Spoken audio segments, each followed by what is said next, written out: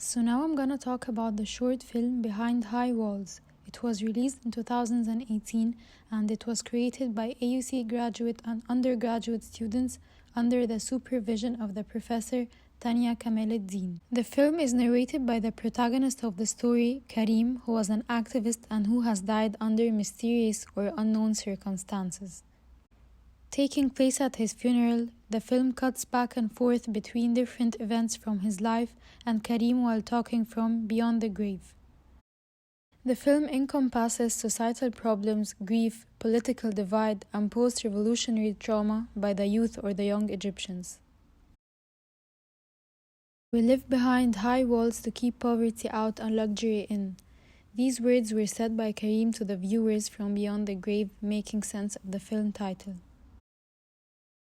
But despite the money and the high walls, Karim was living abroad, but he couldn't escape Egypt and what it represented to him.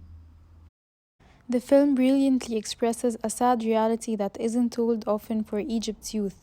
It's even more remarkable as a mark in history that documents a time that wasn't documented freely otherwise, for people for years in the future to look back at.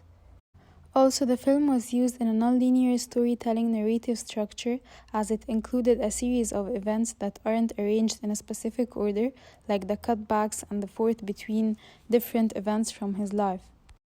The film used many of the digital storytelling techniques that helped in effectively delivering the message to the audience. It included sound, camera movement, and editing to its advantage to portray the story and especially the emotions felt by the characters in the film without saying it. Let's start with the sound. The most prominent sound in the film was the one used when Karim was describing the feelings of the Arab citizens in the hope of trying to change their conditions.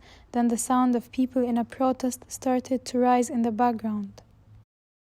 The entire region, and in a country with so much self-loathing, there was even a moment of pride. As for the camera shots, there were several close-up shots which showed the emotions that were felt by the characters in the film, such as the close-up shots of Sarah and Aisha that showed their facial expressions when they were talking about Karim and how upset they were because of his death. Another close-up scenes were taken to show how Karim was seen in the eyes of his friends when they were talking about him. Seriously, some gene pools need some chlorine in them. A shower every once in a while wouldn't hurt them. I know. Ew. In addition, the movement from a medium shot to a close-up shot when one of the characters started to describe Karim in a misbehaving manner. عادي عيل شايف نفسه يعني بيفهم في كل حاجة ما شاء الله ثورجي. Another extreme close-up shot was taken to grab the attention of the audience to Karim's words. Also, the camera movement played a role in raising emotions by the audience. This was the first scene that Karim appeared in the film, and it was shown as if the camera was moving towards him more and more in a fast way to create suspense to the audience. Also, there were scenes that showed the atmosphere in the funeral. تبارك الذي بيده الملك وهو على كل شيء قدير. This was a very good one as it made the audience feel that they're moving in the funeral and seeing the atmosphere there. Moving to the editing part, the dissolving transitions that were used in the film were selected to be put between some scenes. As for myself, I'm dead. As we could see, Karim was saying, "As for myself, I'm dead." And once he said that, the screen dissolved and gradually turned black.